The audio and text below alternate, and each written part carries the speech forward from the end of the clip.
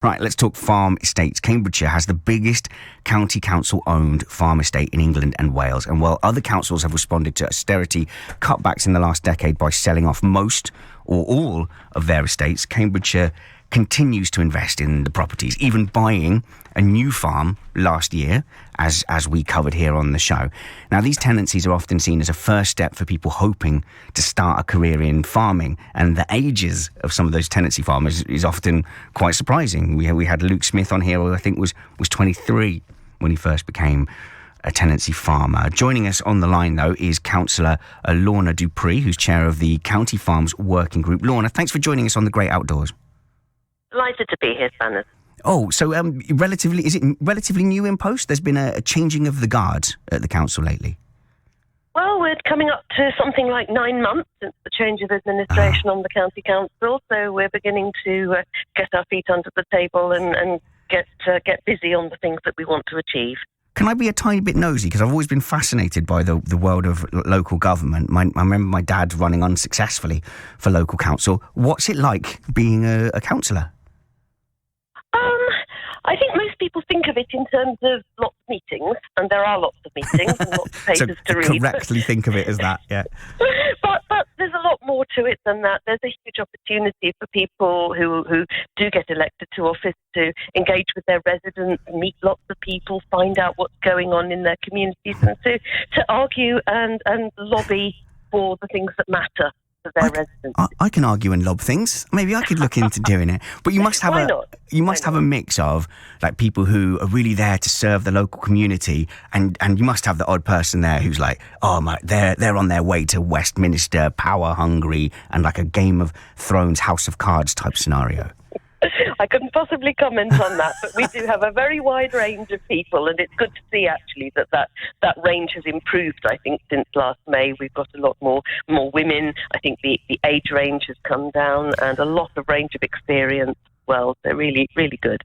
Ah, well, you never know. I was expecting a political answer, but I might have caught you just at an off moment, and you're going, oh yeah, that Derek, yeah, he thinks he's going to be Speaker of the House one day. Just quickly then, last one on that. You said about the age range. Like, how young do people get involved in local council? Well, you can be. You have to be 18 in order to stand for election. I'm just there. Yes. So there are some people who are. I'm afraid I'm at the rather the other end of the spectrum. But there we go.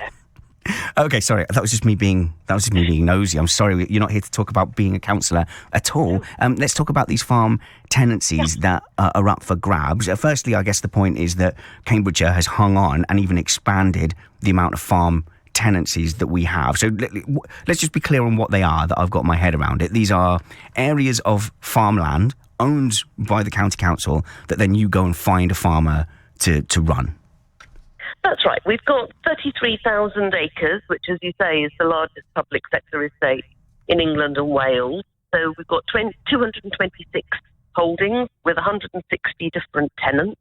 And we rent out that land in parcels to people, new entrants into farming, but also people wanting to move on and up into larger holdings as well. Okay. And that's really good for the council, because it means a rental income for us of about £5 million a year. But it's good for the local economy. It's supporting jobs and businesses. It means it's also really good for the local environment, because we can make environmental commitments and actually live those through on our own farm estate. And it provides great public access to the countryside with permitted paths and bridleways and so on. So there's lots of benefits. Lots of benefits for everyone. So if it's a publicly owned bit of land that's being rented to a farmer, then that estate, I assume, will have more of a thought towards public right of access and stuff like that. Yeah, absolutely. And also more of a thought to the environment and how those parcels of land are managed to the greatest environmental benefits and help us to reach our target of being zero carbon by net zero carbon by 2045 in Cambridgeshire. So, chatting with producer Katie in the week, one thing that surprised me, I guess maybe it shouldn't have done, was the amount of freedom that the farmers or potential farmers have in proposing what is going to be used with the land. In my head, it was kind of like, right, well, this bit of land is for cows, this bit of land is for wheat, but actually the potential tenants will come to you with a proposal and say, well, I want to have a half helicopter themed theme park and half potatoes? Well, they've got to come up to us with a 3-year budget and business plan, and that has to stack up. So if anybody's interested in this, it's really worth putting a lot of thought into your business plan and your budget and how it stacks up. But you're right, 93% of the estate is actually cultivated. But there's arable farming, there's livestock, but there's also businesses that are ancillary. There's farm shops, livery, all sorts of things that support living and working in the countryside.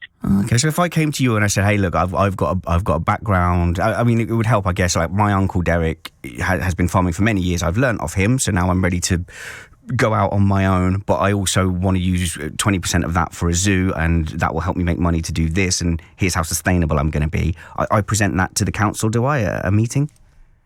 Well, it's not councillors generally who decide. So the process is that you present your idea and you make an application, you have a viewing. It's really important that you understand what you want to achieve out of this, what the council wants to achieve out of this, what's financially realistic, and that you have a firm grip of the finances, including understanding really what the farm is capable of, because these holdings will be different in nature, they'll be different in soil type, in location. So it's about a really good understanding of what stacks up together as a good business plan. Yeah, and I think I need a bit of help with some of the terminology. You said 92% of the land is, what was the term? 93% is under cultivation, but there's also grassland and wetland and woodland, there's orchards, as well as I said, kind of ancillary businesses. So cultivation would mean things that grow up from the ground? Yeah. Okay. That's the level, I have to be honest, Lorna, that's the level that I'm at when it comes to farming knowledge. So I'm glad I clarified what that word was. And how much would be, arable is like things like livestock, is that what that means? Arable is things that grow in the ground. It's okay, right. Vegetables, your leeks and onions and all of that sort of thing. But there are also some livestock on the farms as well, as I say, the extra businesses. So it's a very varied kind of sector, and there's a lot of interest in these as well. I mean, it's quite a competitive process. There's 67 bookings already we've received across the 7 farms to go and have a look. So there's 7 farms up for grabs, if you like, up for rental. And how many complete proposals do you think you'll get for that? Well, as I say, already we've got 67 bookings in place, and the process is still ongoing, so people can still apply. So at the moment, it's looking averagely sort of 10 expressions of interest for every farm, although there are some that are of more interest than others that we've had more interest in, particularly the ones at Whittlesford and with Beach St Mary. So there's a lot of choice there.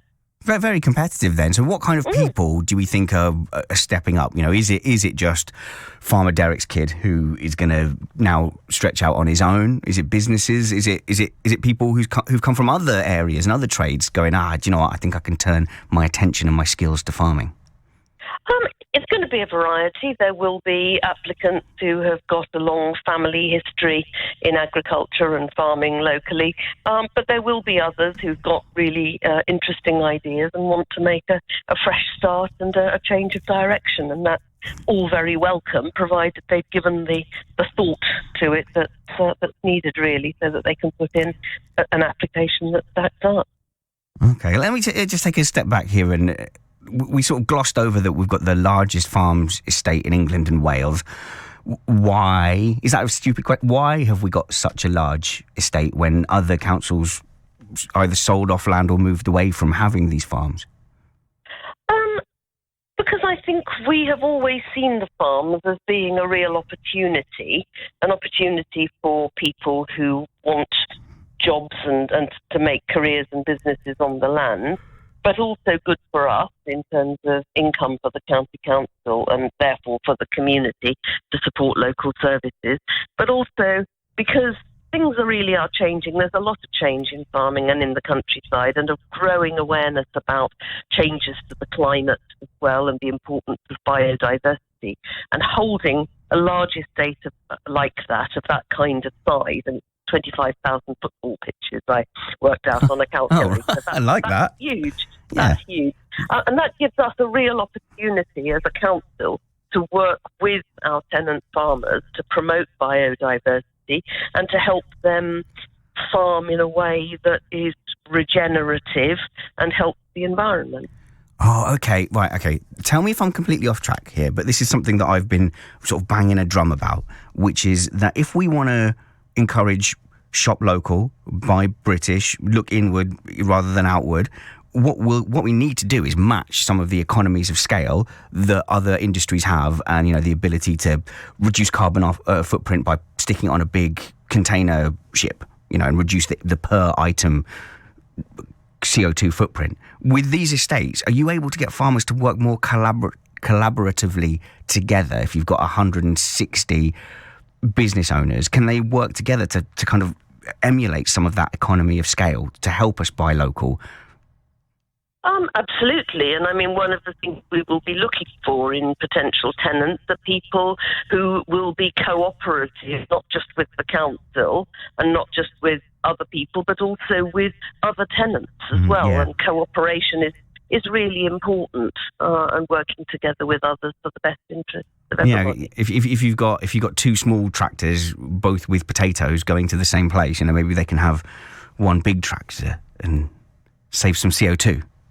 It's possible. Who knows? Yeah. I mean, where I live in Sutton, I've got there's a cottage opposite me where there's a local farmer who brings his produce not very far, and it's sold actually out on the outside the house across the road. So there's some really good opportunities for local sale and local produce, and not moving stuff too far. So who knows? I've got to stop being lazy when I'm driving and I see a local stand or a little sign saying eggs, potatoes this way. I've got to just pull over and go, okay, I'm going to check out the local produce, because I don't tend to. I sort of feel a bit nervous, like it's not for the likes of me. That's how I sometimes feel. Oh, absolutely not. We got our Brussels sprouts from across the road last Christmas. So, yeah. All right, I will give that a go. So, but you've actually been, I mean, we say 9 months, but you've been a councillor for longer than that. So you know about the estate, but now you're kind of in charge. Have you been surprised by anything now that you're much more part of the administration? I think in terms of the county farm brief, I've been really delighted to have the opportunity to meet some of our tenant farmers and talk with them about their experience, and I've been really impressed by their enthusiasm about taking on that environmental challenge and doing things differently. I had thought there would be some resistance to that, but the farmers that I've met have been absolutely up for that challenge, and that I've found very, very heartening indeed. So, you would expect them to be thinking about the bottom line and profits. But we keep getting told here that you can do all these things without compromising on profits. Is that a pipe dream, or are we seeing that? I think we're very much seeing that, because the farmers who are promoting those new ways of farming are finding themselves very successful and running very effective local agricultural businesses. So all strength to them. I don't think the two are incompatible at all. And we will be looking for business plans that stack up financially. Clearly, we don't want to rent a holding out to someone whose business is going to fail. But at the same time, we're looking for that imagination about the wider scope of things, and the imagination about the environment and how they can farm more sustainably.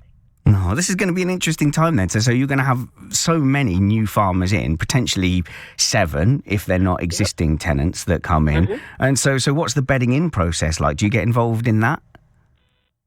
Sorry, could you say that again? Oh, do you get involved in the bedding in process? And I bet there'll be a lot of excitement to start with when a proposal gets approved. But I guess it takes a long time to get a farm up and running. And inevitably there's going to be one estate or other where you go, oh, actually, that's not what you said you were going to do, or this isn't going very well.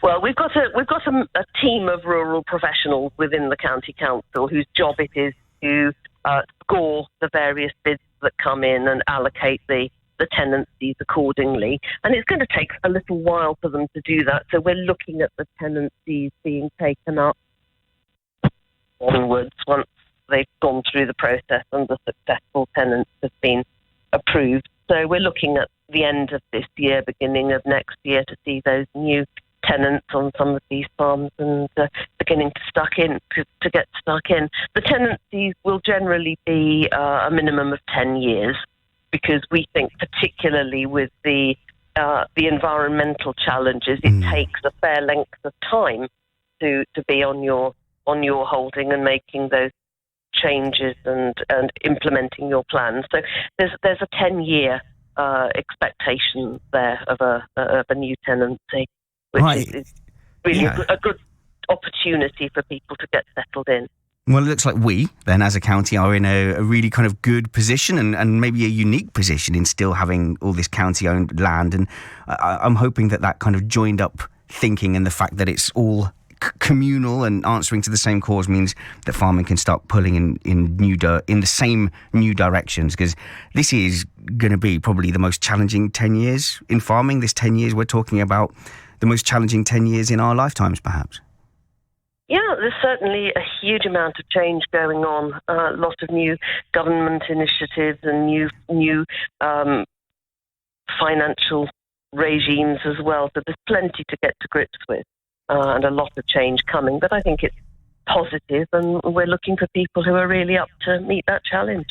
Lorna Dupre, you are what's your title? What have we got? Title-wise? I like a good title. You introduced me as chair of the County Council Farms Working Group, which will do for me. Oh, okay. But, and hopefully next time you come back, you'll have a much grander one as you rise through the House of Cards. But you will come back, won't you, and tell us how this process of putting in new tenants has gone. Delighted to. Lorna Dupre, thank you so much for your time. Thank you very much. Bye.